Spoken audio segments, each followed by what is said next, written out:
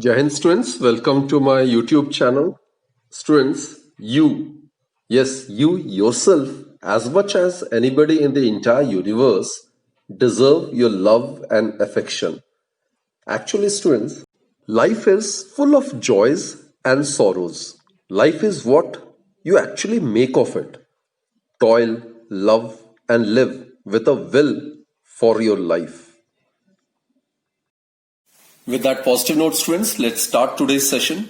Today we are going to discuss about the conservation of linear momentum and the velocity of the center of mass of a system consisting of n particles. So before we start the actual topic, let us recall the topics which we have already done. Students, if a system is assumed to be consisting of n particles of masses m1, m2, m3 and so on, right? So in that case, the position of their center of mass is given by RCM vector. It's equal to m1r1 vector plus m2r2 vector plus m3r3 vector plus and so on. For the nth particle, it would be mn_rn vector divided by the sum of the masses of the particles constituting the system, that is m1 plus m2 plus m3 and the mass of the nth particle, which is mn. The denominator will actually give us the total mass of the system, which may be assumed to be capital M. Therefore, students, it may also be written as m1r1 vector plus m2r2 vector plus mn_rn divided by m, right? So on cross multiplication, what we get is mrcm vector. This is the position of the center of mass of the system. It is equal to m1r1 vector plus m2r2 vector and so on.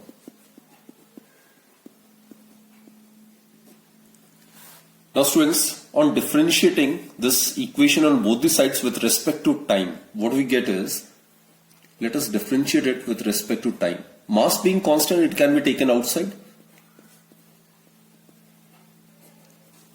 It is m1 dr1 vector by dt plus m2 dr2 vector by dt plus mn dRn vector divided by dt. Clear, students? So these dr1 vector by dt, dr2 vector by dt, drn vector by dt, they represent the velocities of the individual particles of the system. Is the time rate change in the displacement of the body, that is known as velocity, right? And drcm by dt, this is the time rate change in the position of the center of mass of the system. So this may be written as the velocity of the center of mass. So what we get is mvcm. Vcm is the velocity of the center of mass of the system, which is equal to differentiation of RCM vector with respect to time. It is the differential coefficient of RCM vector with respect to time, right? Similarly, dr1 vector by dt, this is the velocity of the first particle. dr2 vector by dt, this may be considered to be the velocity of the second particle and so on. Similarly, drn divided by dt, it will give us the velocity of the nth particle, right? Put this as equation number 1. Now students, as we have assumed a system of n particles of masses m1, m2, m3, m4 and mn respectively, and they are assumed to be moving with velocities v1, v2, v3 and vn, right? And suppose that a total external force acts on the system. In addition, the particles, they will tend to exert internal forces on each other. But as we are aware, the internal forces acting on the particles of the system, they just tend to balance or cancel out the effect of each other, provided the forces are central in nature and Newton's third law of motion holds. Because as per Newton's third law, suppose these are the two particles. They will interact with each other. They will exert equal and opposite forces on each other. So they constitute the internal forces. So the sum total of internal force is always 0, isn't it? So students, the total momentum of the system of n particles would be given by the total momentum of the system which is assumed to be containing n particles. It will be given by P vector. It is equal to momentum is mass into velocity, isn't it? So it will be m1 v1 vector plus m2 v2 vector plus mn vn vector. This is the total momentum of the system of n particles.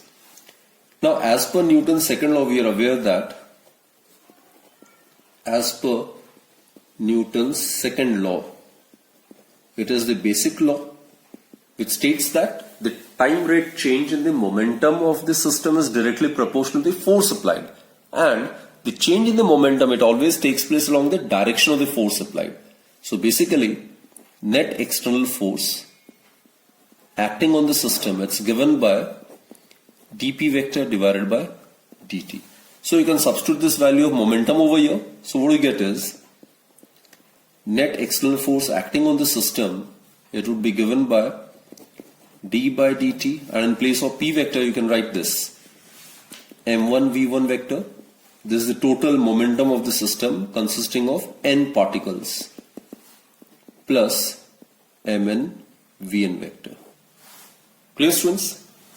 Now, if we assume that no net external force acts on the system, that is, suppose net external force acting on the system is 0, then what happens is d by dt, left hand side is 0 means right hand side must also be 0. Therefore, d by dt of m1 v1 vector plus m2 v2 vector plus mn vn vector, it must be equal to 0.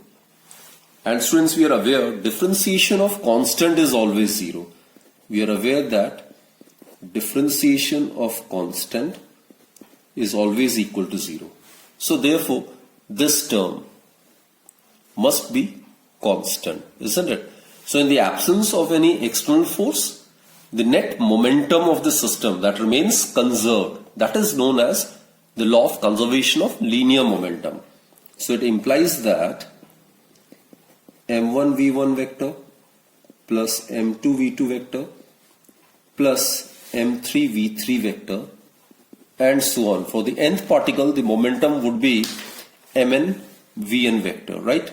Mn vn vector. It would be equal to constant. Put this as equation number 2.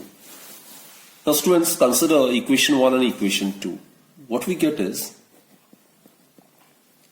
from equation 1 and 2, we are talking about the system, isn't it? So this is equal to mvcm vector. We get mvcm vector is equal to constant. Mass is constant. Mass of the system will always remain constant, which further implies that vcm vector is equal to constant.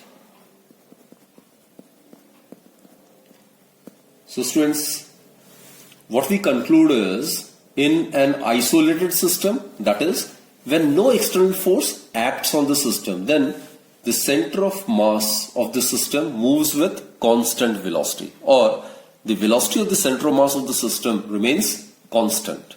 Clear? So students, what we have discussed is, as per the law of conservation of linear momentum, in case no net external force acts on the system, then the total momentum of the system, that always remains conserved. And from that, we have proved that the center of mass of the system will move with constant velocity. That is, the velocity of the center of mass of the system is constant. We will discuss various examples related to this particular topic. Now let us consider the following examples of motion of the center of mass. Right? Let's start with the first example. The motion of fragment after decay of a radioactive nucleus. Students, here what we'll consider is we'll consider the radioactive decay of a moving unstable particle. Like, let's consider the case of nucleus of radium. Suppose this is the nucleus of radium. This is the nucleus of radium, right? It is unstable. And as you are aware, a radium nucleus basically disintegrates into a nucleus of radon and an alpha particle. Alpha particle is represented by helium nucleus, right?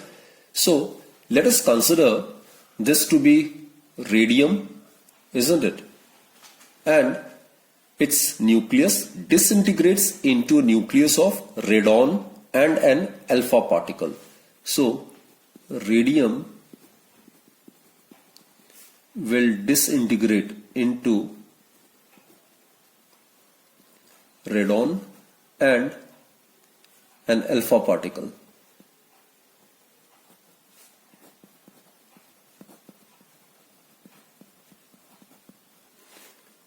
It is represented by Ra radon.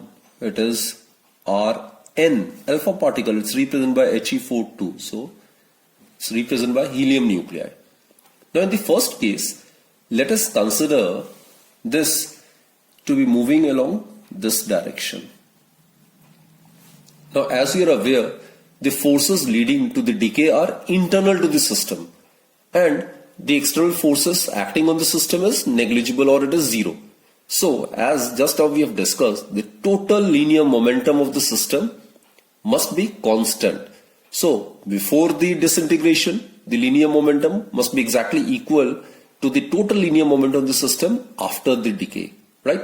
So the two particles produced in the decay, the radon nucleus and the alpha particle, move in different directions in such a way that their center of mass keeps on moving along the same path along which the original decaying radium nucleus was moving.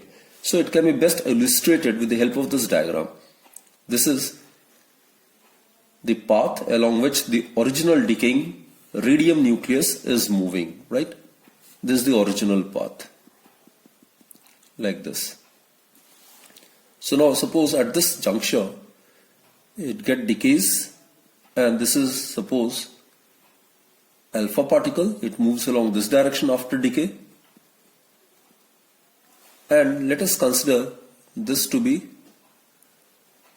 radon. Its direction of motion is assumed to be along this direction, right? And for alpha particle it's like this. Now the center of mass, even after the decay, will keep on moving along the same direction. The center of mass of the system, even after the radium gets decayed, it will keep on moving along the same direction. It is because in the absence of any external force acting on the system, the velocity of the center of mass of the system must be constant. So the radium, which was initially moving along this path, even after decay of the radium, the center of mass of the system will still keep on moving along the same path along which the original decaying radium nucleus was moving, right? Let us give me another illustration. It is the case where the radium was considered to be in motion, right? Now in the second scenario, what to do is, let's consider the radium to be at rest. Like this. This is the radium. Let us consider this to be at rest. In this case, it is in motion. Now in the second case, let us consider the radium to be at rest, right? Obviously it will decay into two fragments. One is the radon and the other one is the alpha particle. So this is suppose radon and this is suppose alpha particle. Both tend to move in the opposite direction. But the center of mass of the system, even after the radium gets decayed into radon and alpha particle, it will remain at rest only. the center of mass, it will remain at rest. Center of mass of the system will remain at rest. So again I repeat, students. In the first case, what we have considered is this radioactive nucleus is in motion along this path. So even after it gets decayed into two fragments, the central mass of the system will keep on moving along the same straight path. And here I have considered the radioactive nucleus to be at rest. So even after getting split up into two fragments, the center mass of the system will still remain at rest only, which clearly suggests that in the absence of any external force, the velocity of the center of mass of the system remains constant. If it is at rest, it will remain at rest. If it is moving in uniform motion along a straight line, it will keep on moving in uniform motion along the same straight path. Right? Consider a diatomic molecule consisting of two atoms A and B. Suppose this is A. Let's consider its mass to be m1, and this is another atom constituting the molecule, and let us consider this atom to be B of mass m2. Clearly m1 is considered to be greater than m2, right? So its center of mass, as we have discussed earlier, it will lie on the line joining these centers, right? m1 being greater than m2, so the center of mass of the system will be towards A, will be closer to A. Let us consider it to be somewhere over here. So let us consider this to be the center of mass of this system, right? Let the distance between these two atoms is r0, and the distance of m1 from the center of mass of the system is r1, and the distance of atom B from the center of mass is r2. Actually, students, in a diatomic molecule, in its stable equilibrium state, the two atoms lie at a certain distance, and this distance r0 is known as the bond length. R0 actually, it is known as bond length, right?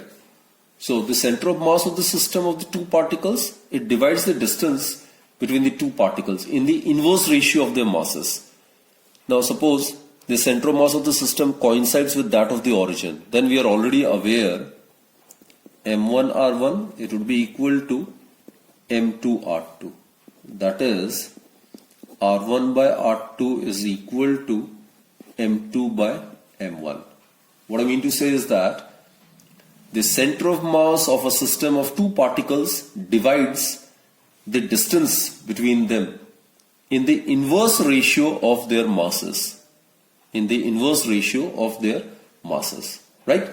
So here it's pretty evident from the diagram that R1 plus R2 is equal to R0, or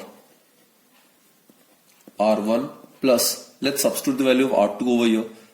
R2 is equal to M1 by M2 into R1, right? Let's substitute the value of R2 over here. So it will be M1 by M2 multiplied by R1 is equal to R0, or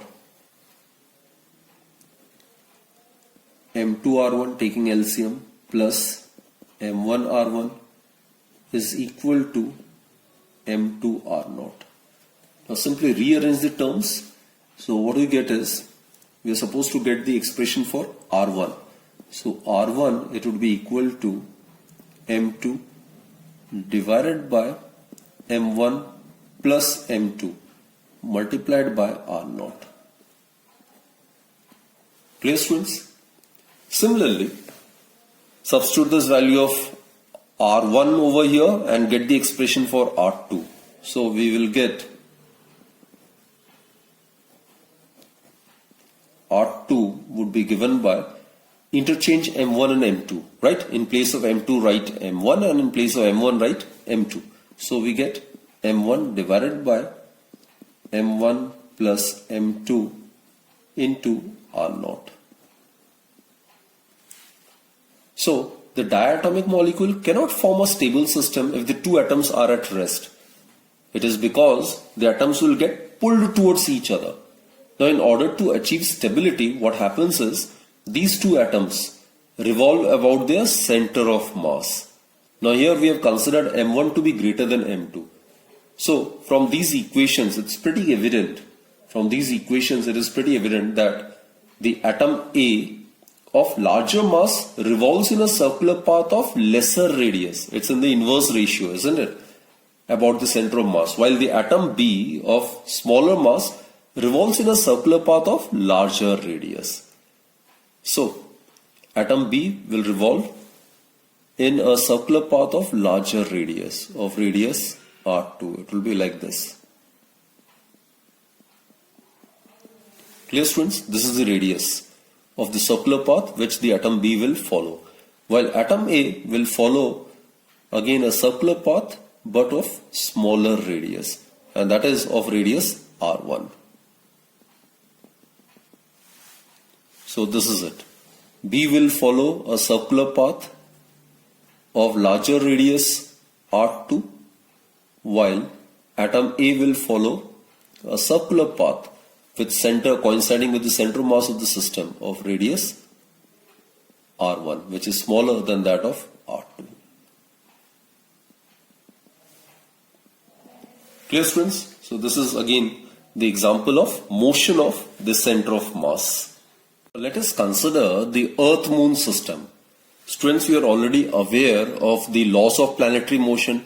All the planets, including Earth, revolve around the Sun in elliptical orbit, with Sun positioned at one of its foci, right? And the Moon, suppose this is the Sun, which is positioned at one of the foci of this ellipse. This is suppose Earth, and let us consider this to be Moon, right?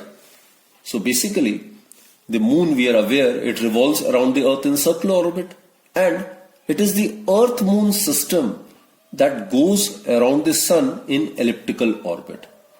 I will represent or illustrate it with the help of the diagram.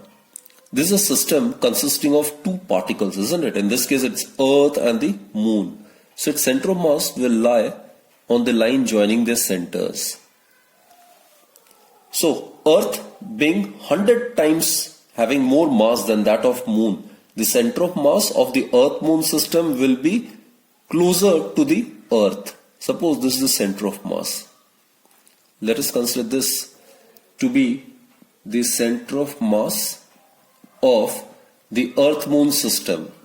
Let us consider this to be the center of mass of the Earth-Moon system.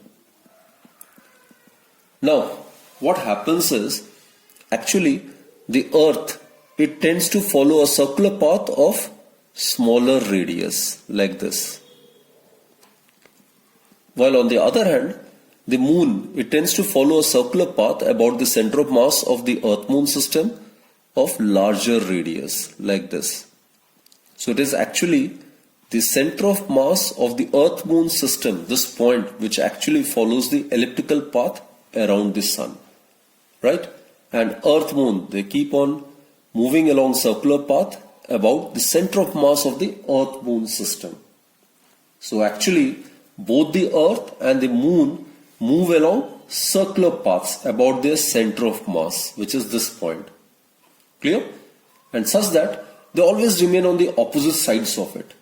And as I've stated, it is the center of mass of the Earth-Moon system that follows the elliptical path around the Sun. Here, it may be pointed out that for the Earth-Moon system, the forces of attraction due to the Sun are external forces, while the forces of attraction between the Earth and Moon, they are internal forces. As we are aware from Newton's third law, whatever force is exerted by the Earth on the Moon, the same force will be exerted by the Moon on the Earth.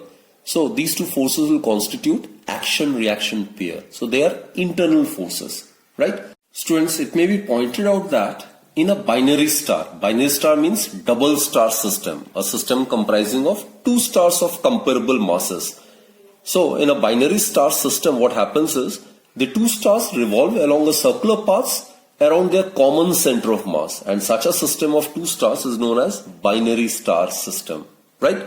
So it is the case same as was discussed in the case of a diatomic molecule, or as just now we have discussed about the Earth-Moon system. Let's consider another very interesting example. A missile containing warheads, it follows a parabolic path, right? Let us consider this to be the ground and a missile is launched over here at an angle theta with respect to the horizontal. Now, as you are aware, students, whenever a body is projected making some angle theta with the horizontal, then it always tends to follow a parabolic path like this, isn't it? So this is the missile. And let us consider this missile to explode mid-air, somewhere over here. It explodes somewhere over here. A big explosion takes place and it explodes. And what happens is, due to the explosion it releases, suppose it releases 3 warheads. One goes along this direction. The other one, suppose it goes along this direction. And third one, let us consider it to go along this direction. This is the third warhead. These are the can be considered to be the fragments. Now students, in this case, even after it releases the warheads, still the center of mass of the system will keep on moving along the same original parabolic path. This is the path of the center of mass. Clear? So basically, a missile containing warheads, it tends to follow a parabolic path.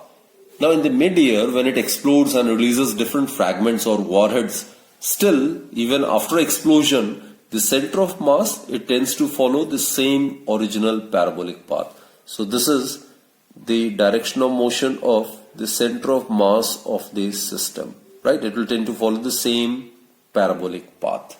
Clear? So students, I hope after so much examples related to the motion of the center of mass of the system, I hope the concepts are now pretty clear. So let's conclude this session. So do join me in my next lecture then. We'll start with some new interesting topic, and keep watching my videos and keep studying consistently, right?